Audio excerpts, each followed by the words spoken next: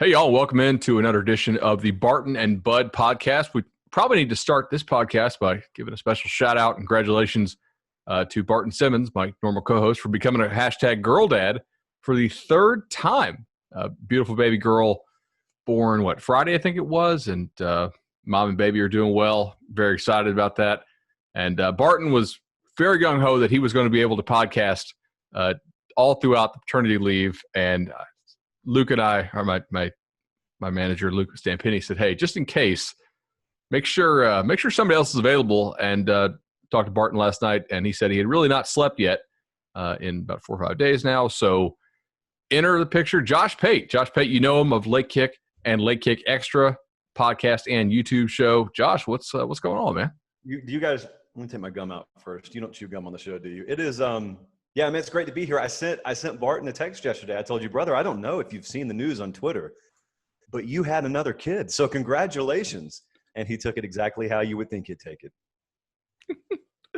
Oh, man. I think he's going to try to get back next week, but if he doesn't, I mean, hey, he might get Wally Pipp, dude. This is I think we got a pretty good show today. Yeah, we do the Wilfong whip around with Steve Wilfong all the time. And he's got so much stuff coming in. There's constantly dings and buzzes all over the place. And I think that Barton's dings and buzzes will just be wails and cries from different rooms in his house. And I think it adds a lot of context and it adds character, I think, if you do it right to a podcast. I agree. Yeah, it definitely does. And if you guys are in most of our meetings, Barton usually takes his meetings outside. Mm-hmm. Yeah. I'm like, yeah. I don't know if it's hot in Nashville or not. I'm one of those remote employees, but it looks hot. And yet it's still a lot quieter to be outside rather than inside there. Also want to give a special shout out to our listeners, 450 ratings and reviews on Apple Podcasts. Guys, that's awesome. We've only been around for 3 months now, and we're closing in on 500. So very cool on that. Also, be a good listener and go give Josh Pate a rating and review on Apple Podcasts and subscribe to our 24/7 Sports YouTube channel. Josh does a really good job. Twice a week or 3 times?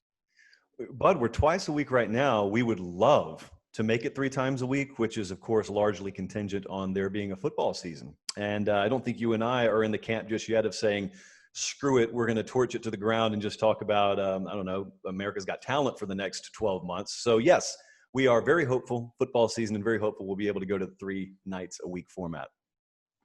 I think we're going to have a football season. And even if I didn't think we were going to have a football season, I would continue to preview a football season as long as the conferences are saying that we're going to have a football season. And then each week when I host the brainstorm meeting, I'll just tear my hair out and come up with a brand new plan about what we're going to talk about in the coming weeks. But since the conferences did give us something to talk about, Josh, we probably should get into that.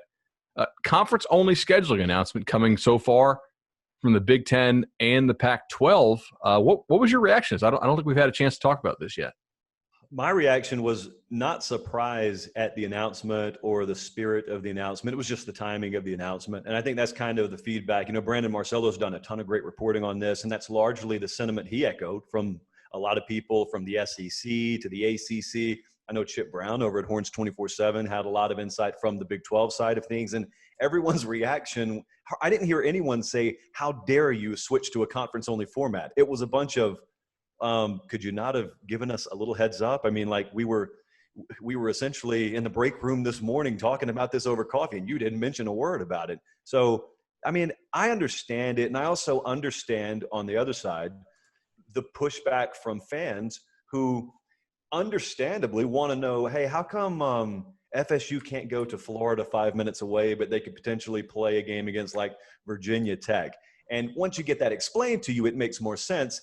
The messaging, I don't think, has been handled quite as well as it could. So it is very confusing to a lot of people. And I think your point there about the non-conference games is probably the main reason why the SEC and the ACC have not announced that they're going to do that yet. Because my thought is almost the people who say it's not really more dangerous to play a non-conference game as long as everybody has the same testing protocols, they're right. It's not more dangerous. It's just really a money thing about let's make sure that ESPN writes us that check for these SEC, ACC conference championship games. Let's get those division games up front. But at the same time, if you told me, hey, they're going to play Florida State, Florida as game number 9 or game number 10, like if we are so lucky to be able to play 8 or 9 games in the fall, and we get there, then yeah, you guys can go ahead and play that. I think both schools would say absolutely. So maybe it's, hey, this like bonus 10th conference game, hypothetically, if you already have an established like non-con rivalry that you want to play in that final game, knock yourself out. Cool. Like it's not going to matter. We already have the division games, division games scheduled. But speaking of scheduling, I'm kind of excited about this a little bit. Like we're going to get to see some matchups, especially in these leagues that only play 8 conference games, that we don't get to see all that often.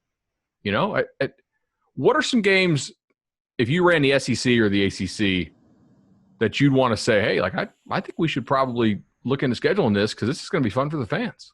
Well, in the ACC, I mean, it's a lot of it's contingent on what they're going to do with Notre Dame. If Notre Dame's involved, I hope they keep Clemson, Notre Dame, obviously.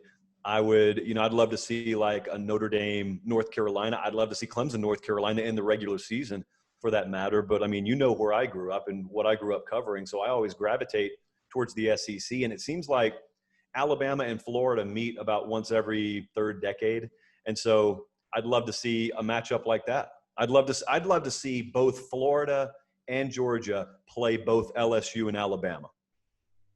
When's the last time Florida went to Alabama? It's got to be like 2011 or 2012-ish, right? I want to say it was the 2011. It was Urban Meyer was still the head coach. It was his last season, I believe. So it was John Brantley as the QB? Yeah. And that was in Tuscaloosa. Like Florida needs to go to Tuscaloosa for sure. And that would be awesome. I think a chance, and shout out to our Go Vols 24/7 podcast. They had one from the SEC that they suggested, and I agree with it. Tennessee-Auburn is one of these rivalries that I think even if you're from the South, you don't necessarily think of as a traditional rivalry unless you're probably over the age of like 45, right? Because then you grew up watching ball in the 70s and early 80s, and those teams did frequently play basically every year or close to it. More recently, they haven't played, every year. I didn't. I mean, I'm 35. I didn't grow up thinking Tennessee-Auburn is a big time rivalry, but they're fairly close geographically. The last time they played was on the Plains in Pruitt's first year when they pulled that upset. Let's have Auburn make a return trip to Knoxville. That could be fun. Well, that's the beauty to me of geographically. Everyone's talking right now about let's make sure that teams that are more condensed geographically play each other. It limits travel. Well, I mean, that's kind of the nature of the landscape of the SEC anyway. I mean, especially if you're kind of located towards the center of it, you take a bunch of bus trips every year. Auburn will have years where they only get on a plane a couple of times. And the other thing is all the states pretty much border each other. So you got a lot of those unnatural, quote unquote, rivalries, to either the casual fan or the younger fan that either A, used to happen on the regular a long time ago, or B, even if they didn't, like Tennessee, South Carolina, their division, so they play every year. But even if they didn't, when you have states that border each other, you got a lot of divided households. It's one of those jokes that people make about all the car tags down in the South. But although vanity may be a bit overstated, there is some validity to it. So let me ask you about this. I've been thinking about rematches too. Okay, last year Georgia A&M, last year.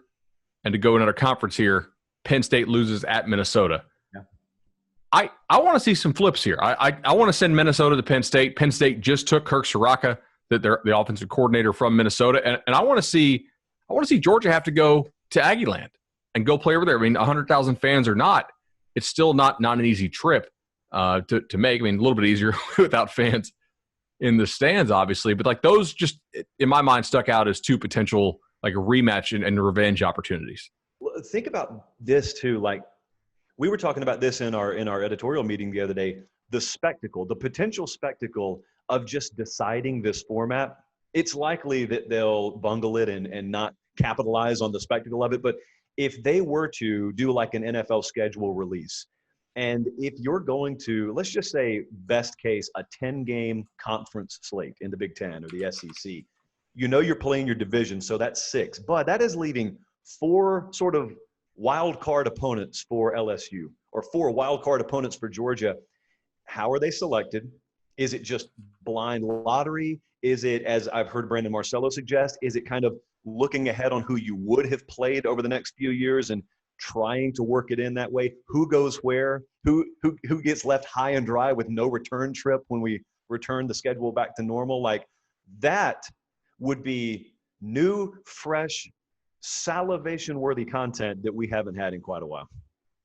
I want it to not be a blind lottery. I want it to be a lottery where like the AD of Ole Miss draws the ball. And does he have the guts to not pick? Well, they already play Vandy every year, right? Like, does he have the guts to not pick South Carolina?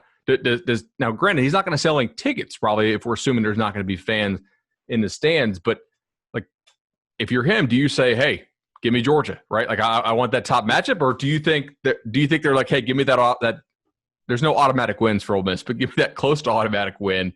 You know, if you're Alabama and it's not Mal Moore anymore, it's what's his name? If you're Bern, does he say, "Give me Vandy"? Like, everybody's going to call Alabama chicken. Like, this would have some real drama, man. I mean, well, the first thing Ole Miss would do is ask for Bama, and then they'd be told, "You get to play him anyway." And so then Lane Kiffin would leave the room, and then Ole Miss would just continue with their normal business. You know, that has a chance to get really heated really, really quickly. I could see the road you're going down there, and I am in the passenger seat right along with you. I mean, I want to see that for sure. Couple other ones I had here. I'd like to see Oregon, Utah, although I think Utah, I mean, they lost so much off their team last year. I would like to see Ohio State go to Wisconsin, just because I feel like that's probably the best chance that they could like actually have a little more drama to their season, you know, and make that race just a little bit more competitive. But other than that, it's harder to pick. Clearly, like, we're not going to mention any Big 12 teams here, and why? Because they already play each other. I just realized I had to write a long form about this, and there's no real Big 12 games I can suggest because they already play a round-robin schedule. Maybe Arizona State, Washington could be interesting. Two defensive-minded head coaches who are recruiting, you know, fairly well. Although I guess Washington fans have a little trepidation, like we covered a couple weeks ago, that they might not be recruiting quite at that top level. This could be fun, though. You know what else I wonder, though? You know, if you're tossing around the scenario, which I think a lot of people inside the league offices still are, you know, like the SEC and the ACC kind of holding out hope that maybe we can have a window there. After we get all of our requirements out of the way, we can have a 1 or 2 week window with which to get in some out-of-conference games. If you're structuring it that way, number one, does everyone play an out-of-conference game? Or do some teams take it and some teams just leave the weeks vacant? And secondly, if they do, does that mean there's an extended period between the time you wrap up your conference play and the time you hit conference championship Saturday? Does conference championship Saturday stay concreted into the spot that it is set aside for? Like, the season is basically being talked about right now as one big accordion where we can expand or contract as needed. And so I don't know if anyone, including the decision makers, I don't know if they really know how that plays out. I totally agree. I think if you polled them just anonymously, if you asked them like their confidence level for playing like game 1, game 2, game 3, probably goes up a little bit like this. If you guys are watching on the YouTube version, my hand's going. And then like when you get to like game 6, 7, 8, 9, 10, I don't think you're going to have any ADs out there tell you even privately that they're confident that they're going to play 12 games this fall. But I think a lot of them think, hey, we can get 6 in and fulfill this contract over a 14-week period. Man, I would love to have the non-conference games preserved, kick some to the end of the season, and just even if you just tease me, lie to me, right? And just say, man, if we get through these conference games that we have scheduled, we can go ahead and play this non-conference rivalry at the end if we've got all our conference games first. It's kind of like, hey, if you eat your veggies, you can have your dessert. And it also doesn't make you look necessarily weak in the eyes of anyone right now, because you can look back and say, even if it doesn't happen, you can look back and say, did you forget? We were the ones that scheduled the games. You remember when everyone was canceling everything worldwide? We were scheduling the games, and it just turns out that fate's not going to let us play them, but we certainly wanted to play them. It just leaves an option on the table that it doesn't take any kind of added effort to revisit whether we're going to play Georgia versus Georgia Tech in late October than it does visiting it right now. Exactly. You mentioned that you would like to see Clemson play North Carolina, and North Carolina got some pretty big recruiting news. Was it end of last week? I think it was. Yeah. Tony Grimes 5-star cornerback for the 2021 class. I think with his 96 rating, he'll probably end up being a 4-star corner on the composite once we slot him in. He has elected, because Virginia seems, can we say, unlikely to play a high school football season? I think that's safe, yeah. Okay, so unlikely to play a high school football season in the fall. He was only 1 credit short of graduating, so congrats to him. Awesome student. We see a lot of these guys try to cram all these classes in their final semester in the fall. For him to only be 1 credit short of graduating before even entering his junior year or his senior year of high school is pretty impressive. He knocks out this government class, and he's enrolling at North Carolina right now. Only 2 weeks after he committed to them. That's a really big get for North Carolina. And we can talk about the impact if we want, but it also kind of got me thinking, man, could this start a trend? And my content brain starts going like, man, this would be great if it starts a trend. I'd love to be able to talk about, more stories to write about, but also the dudes you'd like to see in college football, right now. Because there's some high school guys out there I think could play D1 ball this fall and not be out of place. So take this wherever you want to go. The first thing I wonder, you remember it wasn't all that long ago when the concept of an early enrollee was still pretty new.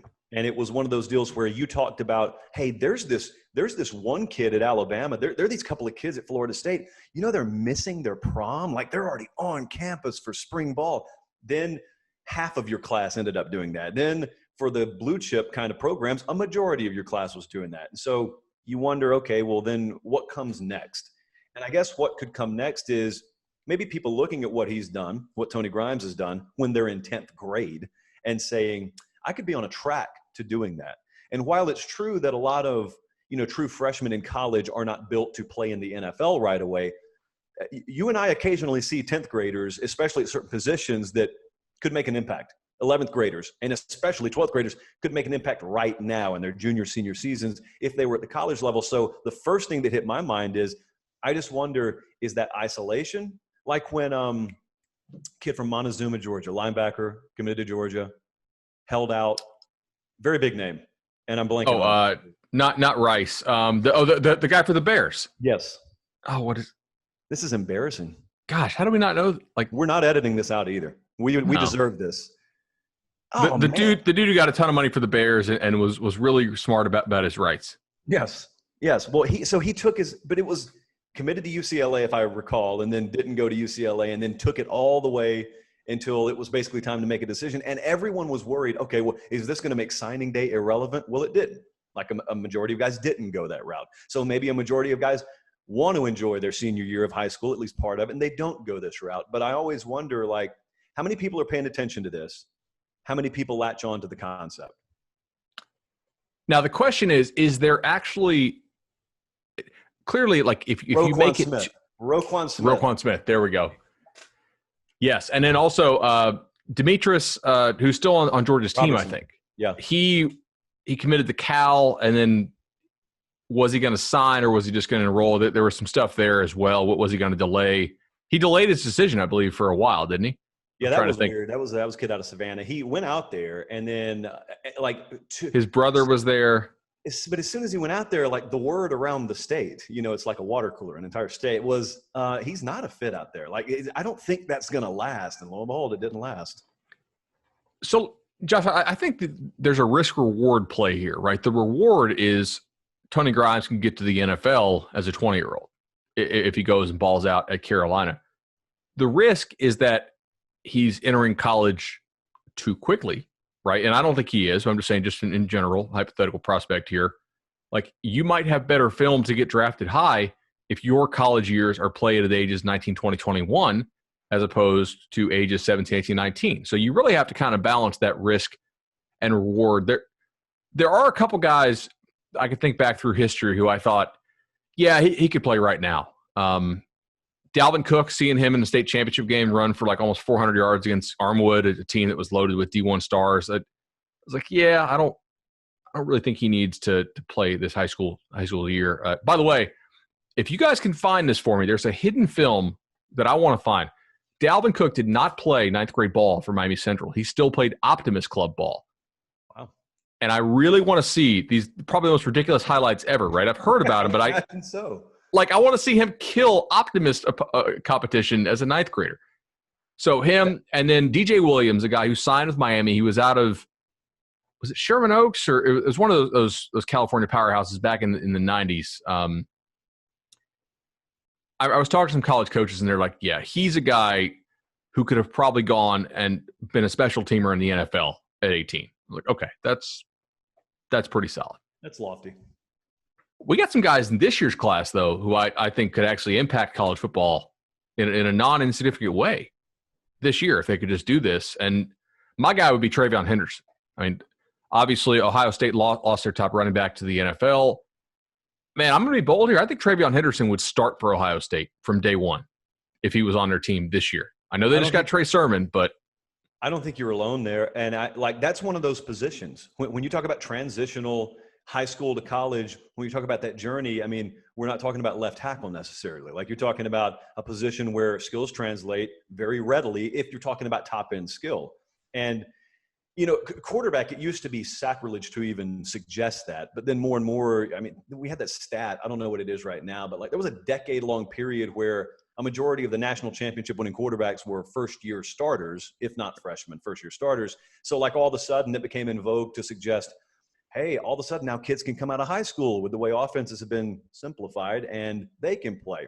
And I don't know that the two that I came up with necessarily fit that qualification, but the two I was looking at were J.J. McCarthy, who is a Michigan commit, and Ty Thompson, who is the Oregon commit. And the reason that I'm looking at those two names is because those two programs are thought of as preseason top 15 caliber, depending on which poll you look at, maybe even top 10 caliber programs.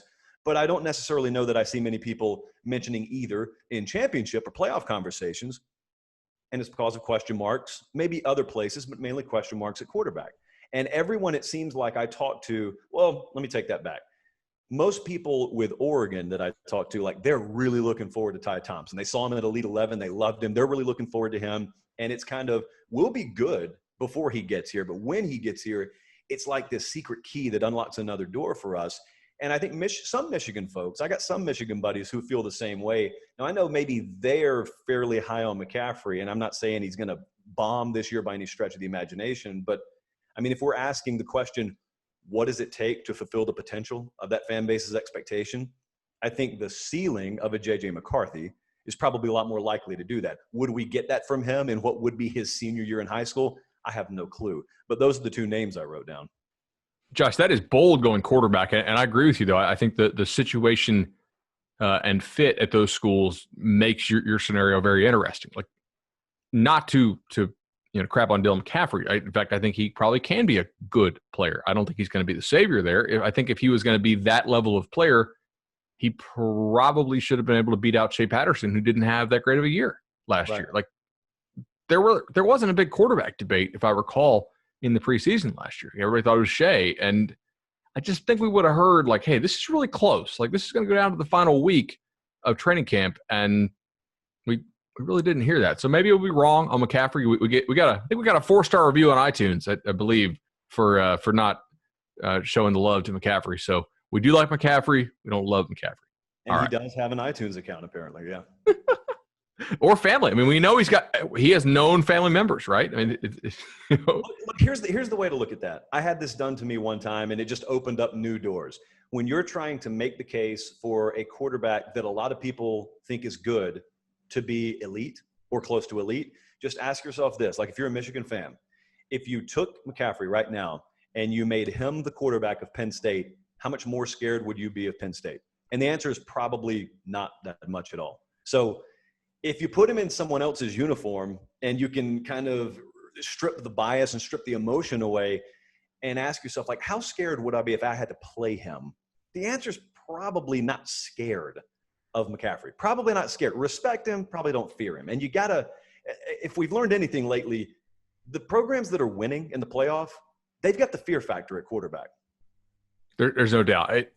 You have to be so damn good at the other spots to just have a game manager to win the college football championship right now. I mean, I think 5-6 years ago, especially 10 years ago, maybe you didn't. You could win it with a Greg McElroy or somebody like that if you were just that much more dominant than everybody else, like Alabama was. But now with the way that the college football rules have been designed and with the way that the offenses have reacted to those rules. Because that's an evolutionary process that took a couple of years. It wasn't like just, boom, 1 year we saw this one guy do RPO and sending blockers downfield and screwing up the reach for these backers, and everybody knew what they were doing immediately. I mean, it took a little bit of time.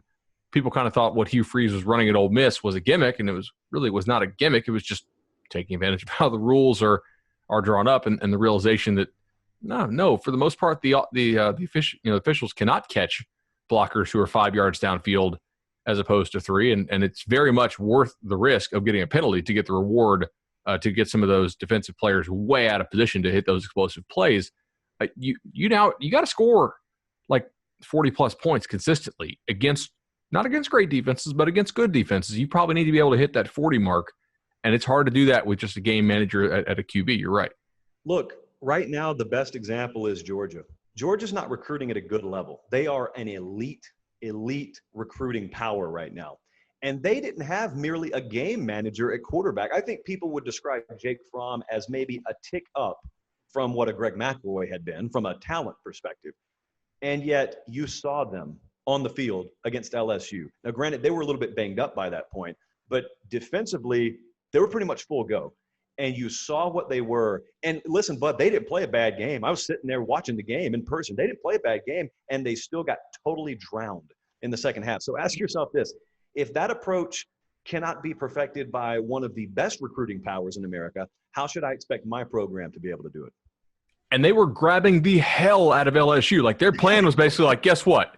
We're going to grab, and it was Belichick and the Patriots against the Colts in the snow. Like, you're not going to call us for every single flag, right? Like, you'll call a couple, and then we're going to get away with a lot. And LSU still dropped a ton of points on them. I mean, it was that. I think that made it very obvious. I've got some questions about Georgia about, do they have the same, and this is not on our script, it's just something I wanted to bounce off Josh. I've been thinking about it a little bit. Do they have that same like internal hunger and drive to be what their 2017 team was, right? Like, because I think there is sort of an attitude of inevitability, but the attitude of inevitability, like, the logic says, yes, they will win a national title under Kirby Smart if they recruit this well. And I think they probably will. I'm still on that side. But if all these recruits go in there just assuming it and they don't have necessarily that same work ethic of it, like, that's kind of the magic that Saban has brought to Alabama, is not allowing the entitlement and the assumption of inevitability, like making sure that everybody knows that you do have to work for it every single year. I'm interested to see how Kirby Smart handles that. It'll be interesting. It's why it is so important to win a championship, when you get a shot to win a championship. So when they went to the title game out of nowhere, seemingly, from a national viewpoint in 2017, it was eerily reminiscent to me, just from a flying altitude perspective. It was reminiscent to me of being around Auburn in 2013. Like, Auburn got there when no one thought they were going to get there. And so they come close, that close, just like Georgia came that close to winning a title. And the feeling, I remember being on talk radio the next morning or the next day in Columbus, Georgia, talking about Auburn. And Auburn folks were of the opinion that, dude, that hurt. It hurt bad. But if we just got that close in year one under Malzahn, like, imagine limitless opportunity in the future. Like, we'll take several more swings at that. That was as close as they ever got. With Georgia in 2017, we don't know how that turns out, but they got so close.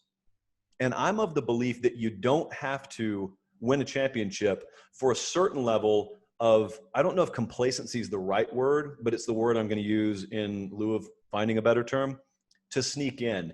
And there's this feeling of inevitability, like you said, that sneaks in, and it's normally born from winning a championship. Like, I've heard Nick Saban talk about before, when I got to Alabama, we had a bunch of kids there with the mentality of, what can I do for Alabama? Then we won, and we started recruiting a different kind of player. But what we allowed to bleed into our locker room a little bit was kids with the mentality of, what can Alabama do for me? And you never know. Like, that 2017 Georgia team had a lot of, no pun intended, a lot of dogs on it. Roquan Smith's one of them. A lot of dogs on it. And that's a neck up thing. You don't rate that. In all likelihood, Bud, you don't even get that measured properly in a recruiting rating. Like, how are you going to cut a dude's head open and really know how they're wired inside and in their heart and in their mind? And they had a lot of guys exit. but you just assume because the assembly line keeps pumping 4 and 5-star guys in there, hey, it's inevitable, and maybe it is. But the closer you got to Georgia's program, the closer people were that you talked to, they said, hey, I mean, we're excited as anyone else for the future, but we're losing a lot of really good dudes off this team. And to answer your question, I don't know. It's so important to win them. Like LSU last year, won a championship. Transcendent team, won a championship. Think about how much differently we would feel right now if they fell 30-27 to Clemson, and now they were watching Joe Burrow and a historic coaching staff and roster exit, and now they had questions about Miles Brennan and questions about replacing Joe Brady, and they didn't have a national championship in their back pocket. That is, to say night and day is the understatement of the year. Exactly. And I think Kirby can do it. And I think going out and getting Todd Monken and putting the effort forward to score more points and open up the offense more is a step in the right direction.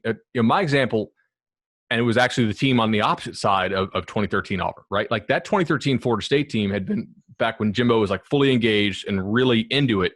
He had recruited, and they constantly beat him over the head. Hey, you guys can't play with the SEC. You guys can't play with the SEC. Yeah.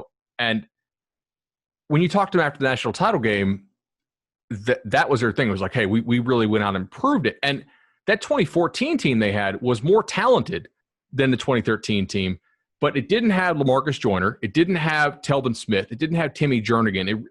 There were like important leaders at each level of that defense that actually, like the guys who replaced him were probably just as talented in many cases, but they didn't have that same, who's going to knock on the door at 6 a.m. to make sure everybody shows up to workouts thing, right? Like who's been here to lose to, NC State, or to hear that, like who's been here who got crushed by, that last Urban Meyer Florida team that was worth a damn, right? Like that type of internal hunger. And I'm interested to see if Georgia can combat that type of thing. But hey, they've got 2 quarterbacks now. This is what we call a segue into business. And we've had a couple. You also mentioned guys changing jerseys, which we could have segued right there, but we dove into this. News comes this week. JT Daniels gets a waiver to be immediately eligible. Man, there's your guy who lives in Georgia part-time at least now. What are your thoughts on this? Well, it's a big deal from several angles. It's obviously a big deal because you could make the argument now Georgia's got the best quarterback room in the SEC. You could also take a different track and say, like, if you think Bryce Young, our number 1 player in America the last cycle, like if you think that he is going to be a Tua-level star, then you can have him and 3 tomato cans in the quarterback room, and you could say, hey, as long as he's on the field, we got the best quarterback room. But at the very least, Georgia's quarterback room now, when you've got multiple elite options, it's night and day different than what you may have had a few years ago or even last year. So if you look at every preview magazine, Bud, Jamie Newman's on the cover of it, at least for the regionals. And if you look at every article about Georgia, every video we've done about Georgia, it's Jamie Newman. And now the feedback that I kept seeing when this announcement was made is, all right, JT Daniels, eligible. Now either people at the very least expect a very strong position battle or maybe just outright Daniels to start. Now, that's not necessarily the way I feel about it. Like if I had to place money on this one way or the other today, Jamie Newman would still be the guy that I rode with to start the season. And I've spoken to some people close to Georgia. I want to be careful with how I phrase this because I can get myself in a lot of trouble saying what I don't mean. But when we're talking about those intangible elements, for example, the qualities the 2017 team possessed en masse, everybody in Athens knows, or at least they think they know, Jamie Newman has that. I don't know that they are sold on JT Daniels from that standpoint yet. Talent is not necessarily a question, but it's the intangibles that you want. Because this last year's Georgia team, they lost a lot of those dogs off this last year's Georgia team. And you've got to replace that with something. And ideally, it would come at the quarterback position. But also, aside from the intangible nature, you and I know we're going to talk about this right now. Like, do any of us know that JT Daniels is even ready to play? I haven't seen him. I mean, he tore his ACL. Was it game 1 last year or game 2? It was very early. Either way, you're close to right. Now, look, some guys do bounce back from ACLs in like 10, 11 months.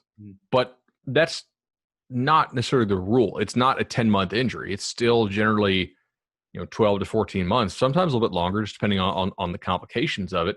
He's not a guy that has to cut a whole lot, so I would assume that he could be close to healthy, but that's an assumption on my part. It's not based on anything that I know specifically about his case.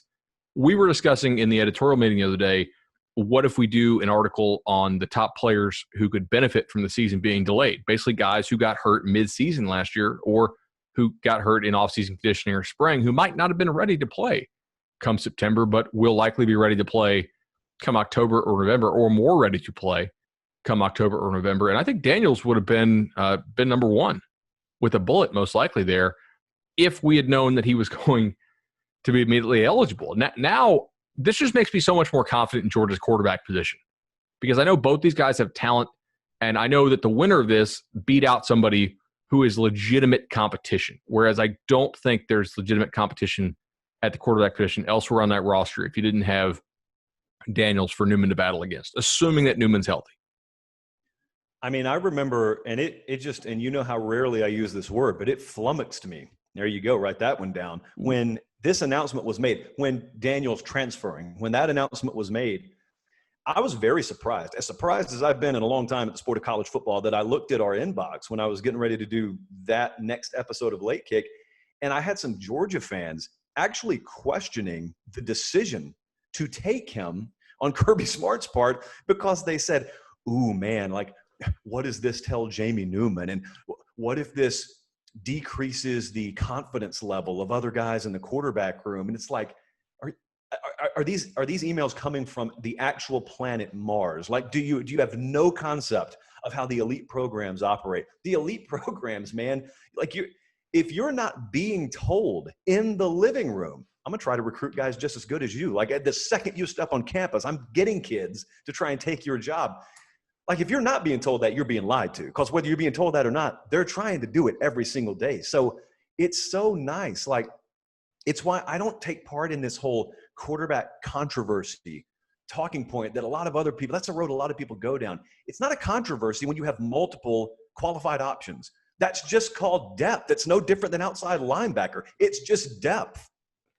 Exactly. I totally agree with you on that. And additionally, those Georgia fans, do they not realize who their head coach is? Like, he is from the Saban model. Jimbo does the same thing. We're just trying to get as much talent in here as we possibly can. Now, if it was Dabo, I do think Clemson operates a little bit differently. And some of these teams, from a fit and this is not like saying JT Daniels doesn't have character, but like, I know for a fact that Clemson spikes a lot of kids and will not take them because I've talked to their coaches about this. And like, I know, like, there's certain kids they just won't take, right? Because they really value that overall kind of cultural fit of their program, and their player development speaks for itself. And they clearly have a recipe that they like. It's not that they don't want to foster competition, but it's like, we have 85 scholarships.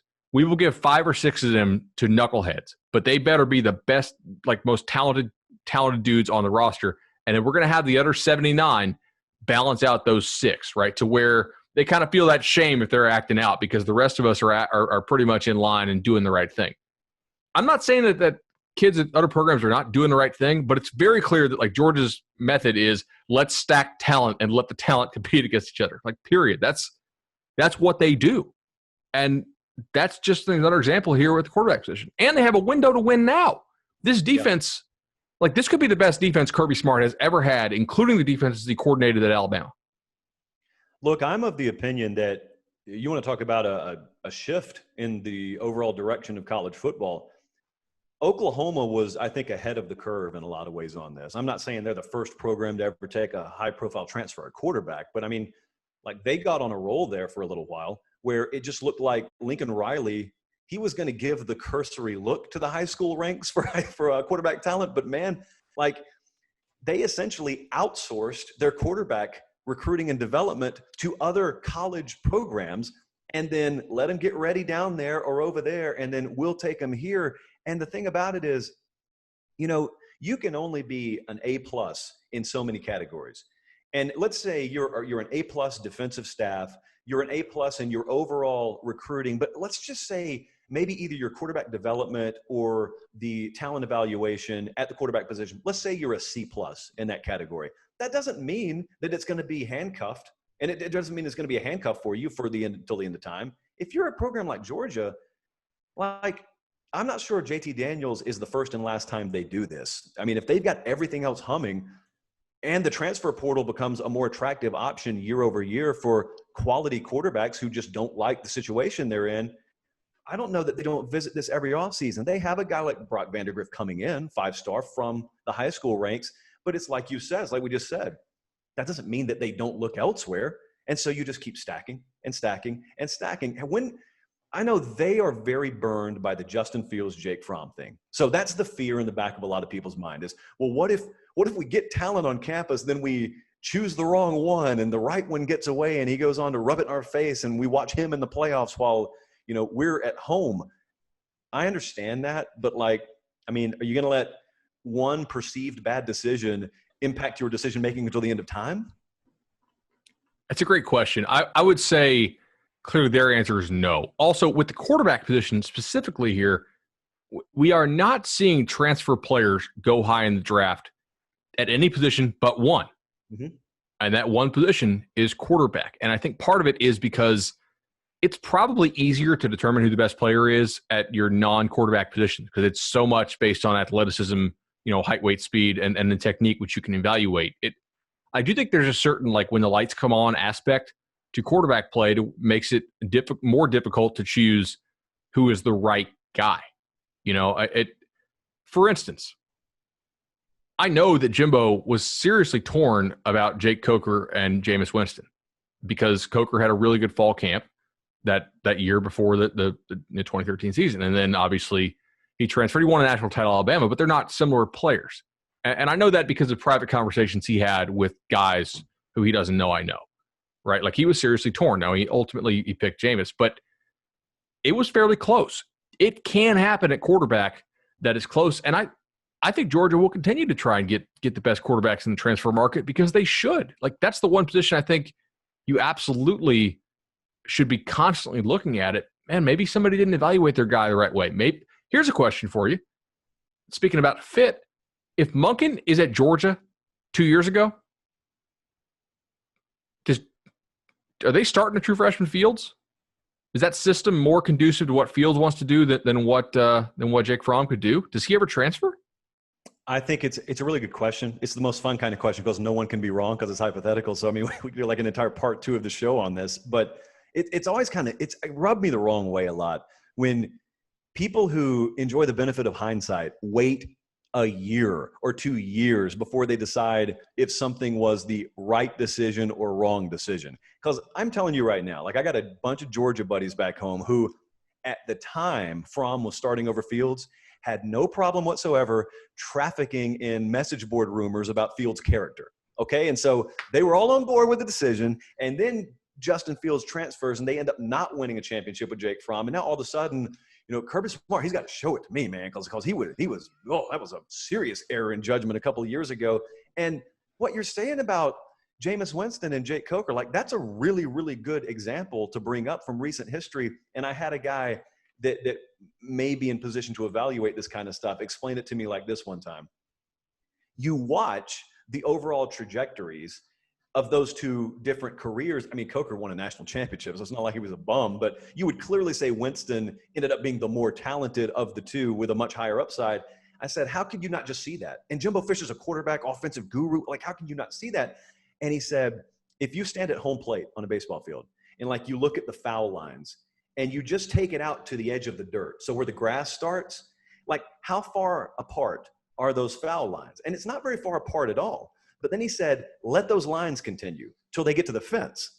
And then how far apart are they? And I said, well, like an entire field apart. He said, sometimes, man, in the younger portion of a kid's career or in camp, and you're trying to evaluate two different guys at the same position, that's it. Those foul lines, they're very close together, but yet inevitably you let it play out. And at the end of the year, everyone in the hindsight quarterback position says, oh, look, it's not even close. No, it's not close once it plays out. But you don't make the decision after it's played out. You make the decision and then let it play out. I agree with you. Now, I will say with Fields, because I saw him at the camp he broke out at, right? It was the camp before his junior year, I think, in Orlando, and I was like, he looks like Russell Wilson hit with a growth ray. I mean, like, he's really, really good, and everybody loved Trevor, and I love Trevor, obviously, but there was no doubt in my mind that in basically any other year that I've been covering this, which is over a decade now, Fields would be the number one quarterback in the class, right? Like, no doubt, if you stick him in any other recruiting class year, it just happened to be he grew up like 30 miles away in the same year as Trevor did. And I do think, like, when he wasn't hurt as a senior in high school, super good. For some reason, Georgia can't find a way to let him actually throw passes in the game and are using him kind of as like a wildcat quarterback. And then immediately for Ohio State, he's really good again. Is it hindsight bias if I say, like, if the previous sample was elite, the 1 year sample at your place was kind of bad, and then immediately the sample thereafter is elite again? Like, I understand there is some hindsight in that, but I also think it's fair to say that, like, it's pretty clear that the way they handled that was a mistake. Well, so to me, like, the way I observed it being close to both programs at the time is Kirby's at Alabama, and he is under Saban for an extended period of time where risk aversion is the name of the game at quarterback. Yeah. Like, they want to go the most risk averse route. Well, about the time Kirby leaves is about the same period of time where Saban sort of abandons that, and he says, okay, we're going to play talent at this position. That's a couple of years after that. The 2017 year was where famously, he's finally convinced to bring Tua in at halftime. And then that changes the entire trajectory of the Alabama program. But, like, Kirby had that risk aversion built into his DNA. And keep in mind, this wasn't his third or fourth head coaching stop. It's his first stop. So he's learning the lessons that a generation ago you would have learned at Toledo, but he's learning the lessons at the University of Georgia. And so there are no training wheels. Like, you got to do it on the fly. And so I just think that probably he now looks back, if you've got him privately, and maybe he says the same thing that we're saying right now. But he also knows at the time, like, with the way that I was wired and with what I thought I was going to be able to do and what I needed to do to win, I wanted to go the most risk-averse and easiest route possible, and that was Jake Fromm to me. And in fairness, Jake Fromm had a really good, for a freshman season, right? And he was not bad at all the year that they played him over Fields. He didn't happen to develop as much last year into a top NFL pick, like some thought he might. Do you want to skip the waiver discussion? I feel like we're really covering a lot of ground here. We have a little more stuff to get to. Let's, on the off chance that Barton doesn't get a whole lot of sleep, let's table that for maybe next week, and let's throw it to an ad break right now. We're just going to serve you some ads here, and when we come back, we're going to talk about the 2022 recruiting rankings, and we'll take 2 questions from our listener mailbag.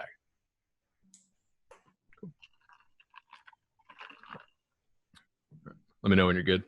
All right, hold on just a second. Let me answer emergency text from my mom. Ooh. Who only texts when I'm actually doing stuff or when I'm doing something. No doubt. Crazy. It's like your mom wants to Skype or to Skype. I'm like, what's crazy is, like, I always had to buy my own stuff when I lived with them. Now when they find out I'm coming home, they stock the entire pantry, prepare a room for me. Like, it's like the prodigal son returning home instead of when he first left home. It's great. Like, those biblical stories, I find myself aligning with them more and more, which is probably a good thing in most cases. Now, you want to put that on steroids? Go for it. Bring home their first grandchild with you. Yeah, I would imagine so. I'm like, yeah. Yeah. They have an actual crown for you to wear around the house. Mm-hmm. Exactly. All right. Man. We're good. All right. So here we go. All right, welcome back. So, Josh, I know you're on these rankings calls with us pretty frequently as we do at 247sports.com. Did you say call or marathon? Like, what did you say there? You said marathon. This last one was 4. We had a 4-hour call about defensive players in the class of 2022. So these guys don't even watch film, according to message boards, and so we're just really trying to just run out the clock on our weekly time here. Listen, it's hard. It takes 4 hours to throw around all the biases that allegedly are in the room, and it's just like, hey, I'm invested in this program. I'm invested in that. No, listen, when I started working here, obviously I got access to those rankings calls, and I'm not on the recruiting council, but I always tell my audience, I sit in on these things just so I can knowingly dispel all of these message board rumors that I used to see all the time. And like, you hear rumors about so-and-so loves this program and so-and-so's invested in giving this team a bump. And it's like, it couldn't be any further from the truth. Like, these dudes are going at each other's throats in these rankings calls about how maybe a guy's 10 spots too high. And maybe like the number 14 and 13 dudes at this position group should be flipped. If you don't believe that there is painstaking work put in on the back end of what you see, just the front-facing recruiting rankings, you are willfully ignorant at this point. And I can tell you from firsthand experience. And that's not to say that we don't value input and feedback from college coaches either, right? Like, I've got college staffs who will tell me, man, you guys are so off on this kid's ranking. And maybe we are. Or on the flip. But the thing is, I don't pay attention to those stats if they only tell me the ones we're low on, right? I like the staffs that'll tell me, all right, hey, you guys messed this one up. This kid should easily be a 4-star. By the way, I kind of agree with you, and I'm surprised you didn't drop this kid more because he can't play, and we're going to drop him as soon as we kind of smooth some stuff over with his high school coach and we get in on this other guy. But I'm excited about these class of 2022 rankings because we have some impact players at some really impact positions. And the position group that I was specifically assigned to review, and we review them all, but there's, basically you lead the discussion on a certain position group and we go around the call. So Gabe Brooks, our Texas Midlands analyst, and myself, we took defensive ends. And I didn't know how good the defensive ends were going to be in the class 2022 until we dug into this. And I felt myself, I was like, dude, am I just a homer?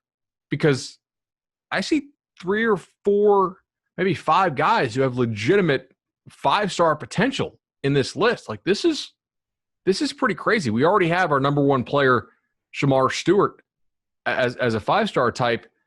And then I think there were 3 in Texas alone, like Omari and then Malik Silla. I looked at him and said, okay, like 6'5", 240, could bend the edge, already converting speed to power. He's actually whipping guys who are very legitimate D1 prospects in their own right at offensive tackle, playing at the highest level of Texas football.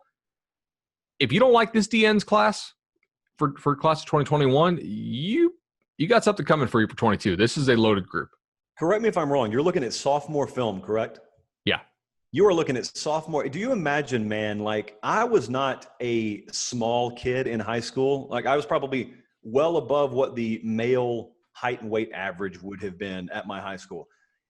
We didn't have 6'5", 240-pound 10th graders. I'm just telling you, we barely had kids who could bend around a corner in the hallway. We didn't have 10th graders bending the edge at high-level football in the state of Texas. So I've always wondered, like, just walking down these high school hallways, when you see these offensive tackle, like a Marius Mims at Georgia right now, what is it like to walk down the hallway with him? But to get back to what your point is, it's funny how on the high school level, it seems that there are hot years for positions, because you see that in the NFL draft, but the NFL draft is such a smaller sample size relative to the, like hundreds and hundreds and hundreds of high school players you have any given cycle. And it's always been weird to me, like, you would think the pool's big enough where you just have a certain number of really good to elite guys at each position each year with maybe some outliers.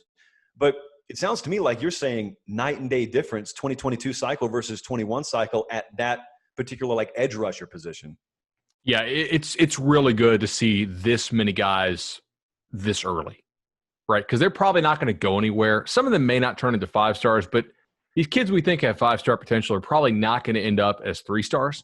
And most likely there'll be some kids who emerge later that we don't even know about right now. At offensive tackle, for instance, we know a shockingly large portion of players who go like first-round offensive tackle didn't actually play offensive tackle until their junior or senior year of high school. And so I'm looking at it and saying, guys, don't worry if there's not a whole lot of guys we like at offensive tackle yet. Most of them are playing other positions, and they'll grow, and then it's those elite athletes who grow into offensive tackle size who end up being those special players. But yeah, I think DE is very good this year. Andrew Ivins, our Southeast regional analyst, he did defensive backs, and man, defensive back this year is loaded. Like Damani Jackson out of California, he's just an absolute dog.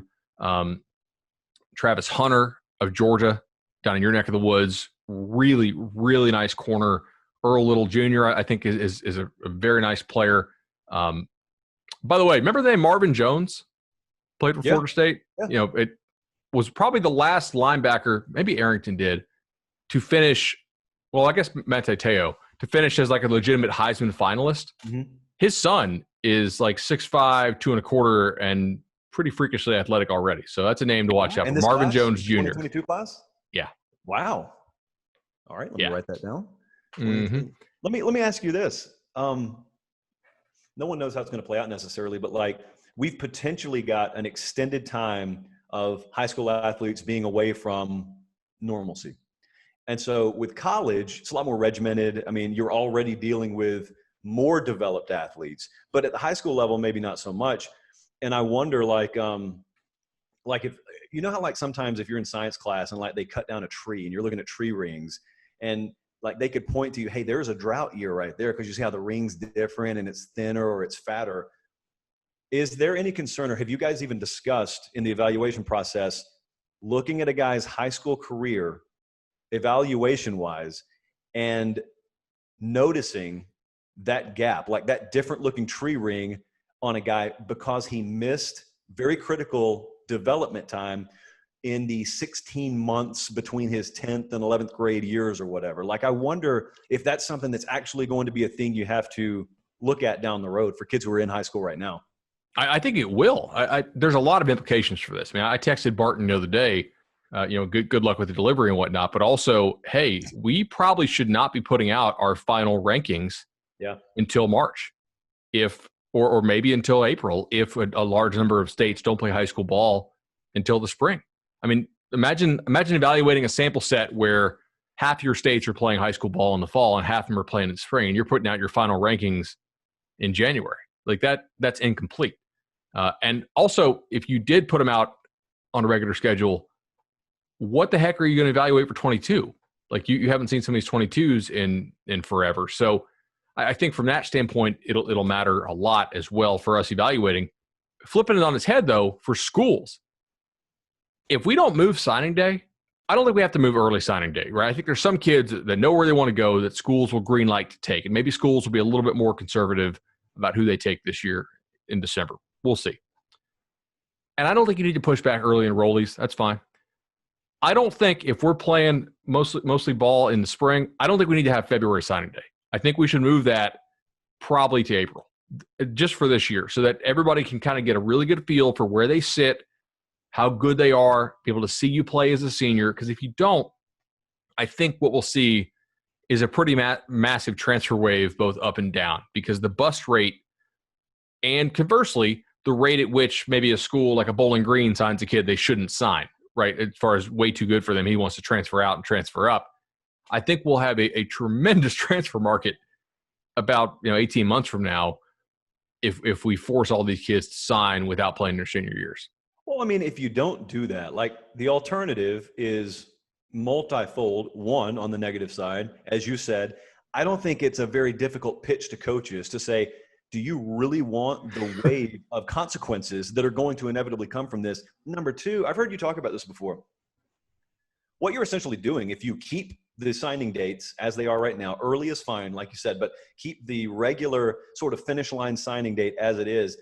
What you're doing is you're doing the equivalent for a lot of programs if you have high school ball interrupted across the country in the fall. A lot of programs are doing the equivalent of like what Texas used to do voluntarily, which is take a bunch of dudes before their senior years even start, and you don't know if you evaluated kids whose ceilings are a little bit lower. Like you are self-handcuffing yourself to kids' junior years being the conclusion of their high school career. And the funny thing about 16-year-old kids and 17-year-old kids is like they continue to physically develop. And so you're robbing yourself of seeing that on a football field or in a camp setting if you just, for the sake of the way we've always done things, insist that we're going to keep that date in February. Now, selfishly, I hope it gets extended too, because it gives us a whole lot more to talk about in the spring period. But I mean, even if I wasn't involved in this, what is the good argument against doing that? So it's funny you ask. I actually asked Dino Babers, the Syracuse head coach, this morning on 24/7 Sports Social Distance Chat, and you can see that probably live Thursday or Friday. on 247sports.com. And he said, I haven't thought about this, and I want to give you an answer that won't get me fired. He said, I think we should keep the December one. But I agree with you, there's probably some upside to moving the February one, right? Now, the thing is, this won't matter if all these coaches just try to gobble up all the commits anyway in December, right? This only matters if, the coaches are willing to kind of save scholarships and continue to evaluate, and maybe that's risky for them, but it's also potentially rewarding. And I think we might see some variance in terms of strategy, whereas now there's no variance. Now the strategy, with very few exceptions at the G5 level, some of them kind of wait, but now the strategy is let's sign everybody we can possibly sign in December. And if in December the big boys won't allow you to sign a scholarship, you will probably find some school, like let's say Ohio State says, no, we want you to wait. Minnesota might say, yeah, come on. So then Ohio State's kind of put in this spot where, do we greenlight this kid? Do we not greenlight this kid? I would make it to where you can only sign in December if you were an early enrollee. For this year only. Yeah, that's fair. Because I don't want to deny you the opportunity to enroll in spring. But if you're going to be like a June enrollee, I think you should probably wait this year. Listen, if I were a June enrollee, and I had all 5 of those stars next to my name, and especially see how things have evolved in normal years anyway, dude, do you remember when we were doing the National Signing Day show in February, how we were saying, how are we going to fill 3 hours? Now, in the end, it didn't matter. Right? It was easy to fill 3 hours, but we were able to write down in one column the huge signings, like the dudes who were left out there uncommitted. Man, you want to talk about brand appeal? Take it to February, children. Take it the distance. They're going to save a spot for you if you got that many stars next to your name. Also, the National Letter of Intent is intended to protect. First of all, it's mainly just intended to protect the schools, but it is largely intended. It kind of helps the prospects who are like your mid-level guys. If you are a 5-star recruit, you really should never sign, because the benefit you get of locking in a spot doesn't really help you. No school that actually wants you is going to say, hey, sign or we're taking somebody else. They're going to say, hey, 5-star Josh Pate, you don't have to sign. Just enroll at your earliest convenience, please. And you can do so. So if you're a 5-star, there's no way in hell I would ever sign a letter of intent. I don't really get the benefit of it. Now, I might sign scholarship papers. I might sign some scholarship papers or some financial aid papers with 3 or 4 schools, just to allow them to continue talking to me after the period ends. But, yeah, man, I think that I'm holding out hope that this year we don't have this thing where all the kids sign in December. I wonder when the first conversations will even take place about potentially altering the back end of the calendar. I don't even know when that happens. I don't know either. Now, the thing is that the stated purpose of the early signing period right now that the NCAA kind of trumpets is that it allows kids who already know where they want to go to not be bombarded with calls over the Christmas holiday or December holidays and whatnot. And that's fair. But I think this year is just such a unique situation that maybe we should look past the stated purpose and maybe look at more of what the potential ramifications are of it and alter that some. Also, I wrote about this yesterday. JUCO season getting moved to spring.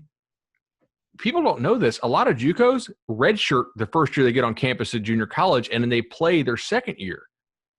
If this gets moved to spring, how the hell are we going to recruit JUCOs? You're going to go back to the high school tape only if these kids want to enroll in December? Either that, or you're just going to have to trust the highlight film they send you from their backyard. You're going to have to be evaluating TikTok film. I don't know what else you do, man. No one has an answer for that. What is the right answer for that? I don't know. I do know it's complicated. And I also know, talking to some guys who are in athletic departments, they're a little concerned about some of these junior college kids getting their credits, because a lot of these JUCOs are underfunded like crazy, and they're not really set up to excel in distance learning setting. So that's to say the least. Yeah. And now, maybe they'll just rubber stamp everybody gets A's. Let's all go home happy. But if they don't, that could be potentially a problem. Man, we're looking at an hour. I think we'll save these listener questions for the next one. Although let's knock out one. All right, let's take the one. You're a broadcast guy. The Orange Mamba, he left us 5 stars, and he said, hey, Barton and Bud are a good fit, informative and entertaining. my question, what are some of your favorite college football broadcast teams, both of past and present? Okay. So one of my favorites that I see him sometimes, but I don't see him put on those lists quite as much, was Ron Franklin and Mike Gottfried. And, Ron got run out of the business for saying some things he shouldn't have said. But like when he was on the call, man, that was a really good pairing. And Ron Franklin is one of those guys, Bud, that sometimes I hear criticism of guys like Chris Fowler. And the criticism, when you hear criticism of Fowler, is like, it feels like he is, a college football fan talking. It feels like he is broadcasting us, but he is not of us. Like, I mean, when he's done with that college football game, he's turning on tennis. Right. Whereas, Ron Franklin, like it's that dude it's woven into his DNA. And so that's the kind of broadcaster that I think appeals. And it doesn't work across the spectrum of sports. Like what works in Major League Baseball doesn't necessarily always work in college football. That's why another one I think is really good is Sean McDonough. Sean McDonough is a guy who translates that very well, and it feels like, it feels like him. It feels like he is speaking to you instead of to a huge audience you're just a part of. I totally agree with you on that. One guy who doesn't do quite as many games anymore, you remember Dr. Jerry Punch? Oh, yeah. He was good. I like Musburger and Jack Root back when they were, back when they were together. Those are always good ones. Keith Jackson is obvious. Like if you're a younger listener, go back and listen to some Keith Jackson games. I was working on something today. Keith Jackson thinks the 1967 USC-UCLA game is the best game ever played, and it's. I want to go back and watch this thing because it's UCLA's quarterback was a backup who ended up having broken ribs in the game and still threw for 310. And then USC, their quarterback audibled on 3rd and 7 from their own 25 or something to give O.J. Simpson the ball instead of throwing a pass. And Simpson houses it to win the game for USC to send them to the national title, which does sound like a pretty awesome game. Look, if Keith Jackson told me my name was Stephanie, I'd call my mom and tell her to check my birth certificate. What he says just goes for me. When you ask me the question, if you grew up in the South, especially, like, it's not just the South, dude. If you grew up, like we're in our mid-30s, so like you grew up seeing sort of the tail end of Jackson's career, but also all the VHS tapes that your dad owns or like your uncle owns, like it's all, he is the backdrop for all of the big time college football games. So much so that I just assumed everyone knew about him. Like I go past Keith Jackson and you just assume, okay, he's on everyone's Mount Rushmore. Let's fill out the rest of it. Like what's the second, third, and fourth level of the totem pole? Another guy who wasn't perfect, but I really did enjoy him on the broadcast was Bern Lundqvist. Because like Bern Lundqvist liked the SEC, but he didn't buy into like, the SEC is the best conference by a mile every single year.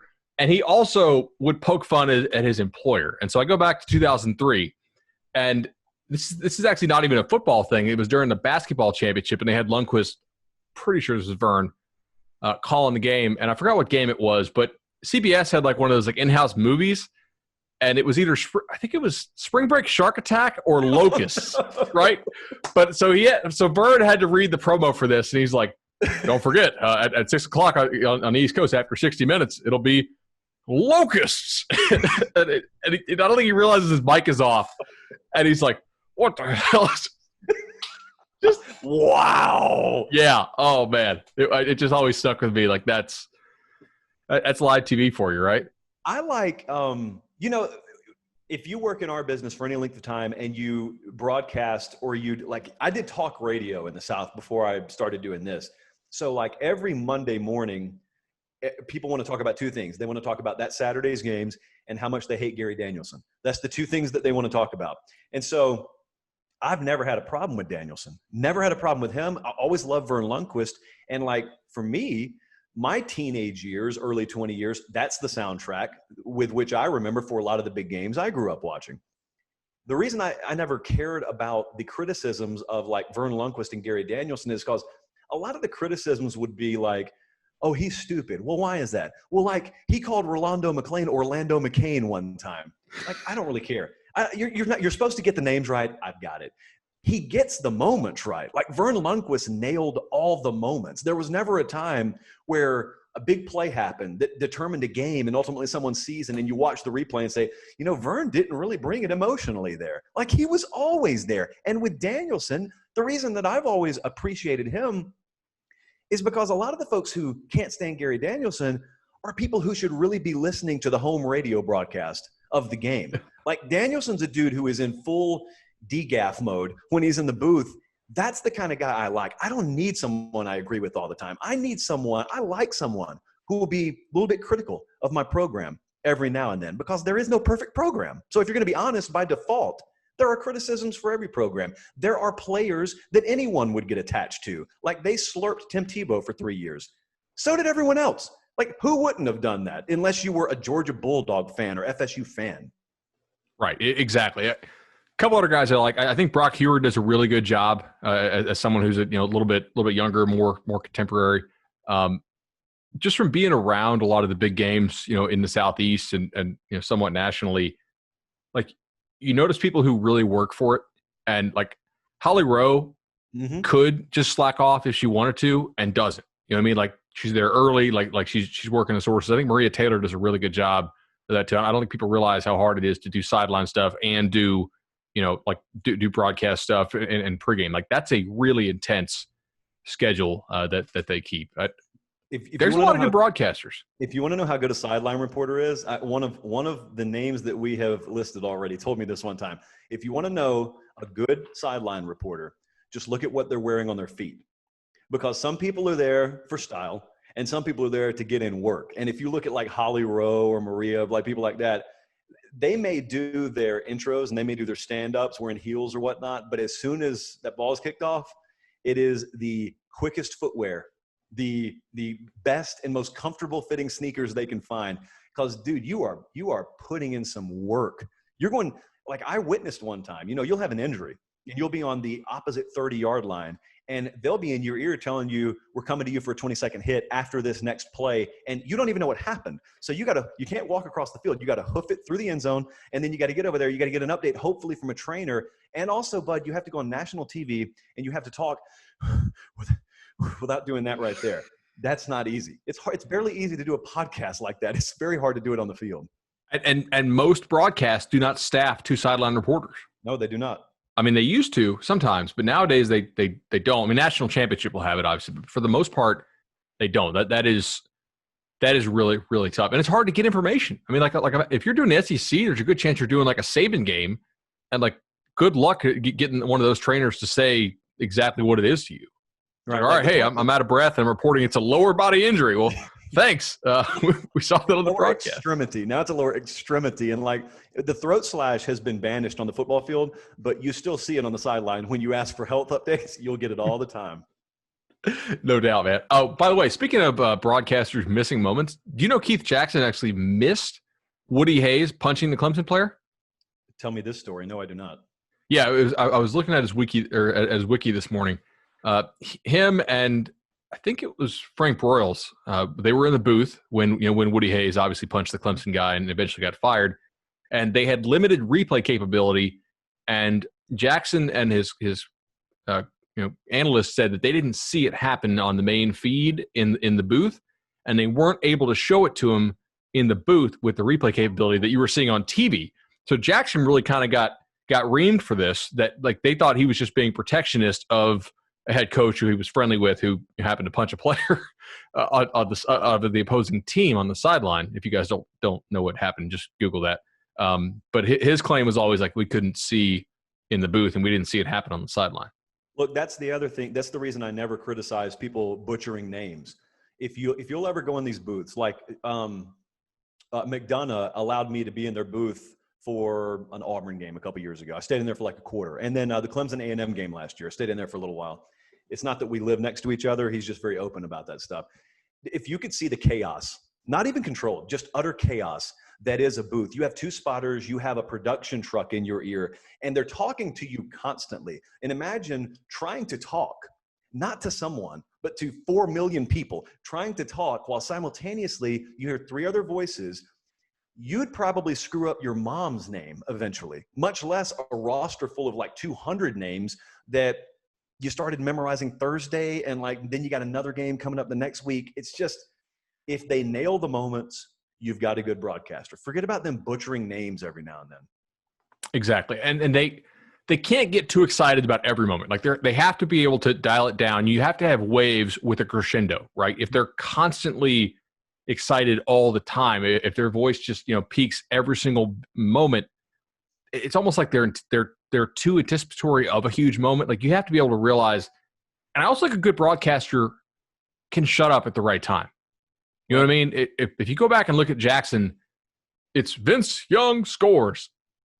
And then he just like lets the Rose Bowl play for a couple seconds. And that's hard to do because a lot of these guys have these canned calls, which sometimes work out great and sometimes don't. Like Jackson famously had, hello Heisman, if Desmond Howard had done something that was, Heisman worthy in that game against Ohio State. But that's the other thing is like just allowing the crowd and that to tell the story at times can be really powerful. I thought one of the most beautiful calls I ever heard from Sean McDonough. This is not even college football. I know we're going like way long here, but I grew up an Atlanta Braves fan. So like I was of age about the time the Braves started their run of consecutive division titles. So it was just insane to be like 6-7 years old in the South at that time. And so 1992, Game 7 of the NLCS is when Francisco Cabrera line drive through the 5-6 hole. Sid Bream takes 4 minutes to score from second, but he slides in and he's safe. And everyone in the South remembers Skip Carey's call. It was so legendary. Like half people still have it on their ringtone. And so Sean McDonough was doing the CBS feed. He was doing the national broadcast. Sean McDonough's call of Game 7, Sid Bream slide, look it up if you want to, of the 1992 NLCS. His voice cracks, number one. Number two, it's just he gets in what you need to know. He puts a giant bow on the moment. I have goosebumps. It's 95 degrees outside. I got goosebumps talking about it. And then there was like 5 minutes of silence. And it was just Atlanta, Fulton County Stadium, letting you know we're going back to the World Series. And it's just Sean McDonough sitting there going right along with you, just looking to the left, looking to the right. But it's such a great call, man. Oh, man. I'm going to say a name. I just want to see how you react. Eric Gregg. Don't do that. Listen, we've had a good day. I think we've had a really good day. Eric Gregg should be absolutely ashamed. He's no longer with us. But Eric Gregg committed what I think should be considered felonious activity in Game 6 or 7 of the 1997 NLCS. Travesty. It is nothing short of a travesty. The strike zone was wider, if you're watching on YouTube, than the split screen we have. Look at how wide that looks, bud. That's much wider than a home plate. And it's on there. Just Google Eric Gregg. That's all you have to do. 2 G's on the end of Gregg and like 17 K's on the end of Levon Hernandez's stat line because the plate was like, it was basically 2 home plates that day. It wasn't a spring training game. That was to decide who's going to the World Series. Insanity. It was warm, though, man. It was hot in South Florida. Like, things expand, don't they? Those strike zones expand in that warm weather. Yeah. About 2 bathtubs high and 3 wide, man. That was – I can't believe that. And it got to the point, if you'll look at it in succession, I mean, you'll see guys like Fred McGriff and Ryan Kolesko. Eventually, you got guys being punched out, and they're just looking back. They're not even arguing anymore. It's just disbelief. And it's like, not are you on the take, but how much money did they pay you? That's essentially the question that was left to be asked. Tani is DMing us right now. ETA for Barton and Bud files. So I'm going to tell him like 2 minutes. Awesome. All right, buddy. Enjoy this. All right, man. Hey, it's your fault for talking so slow, and that's my story, and I'm sticking to it.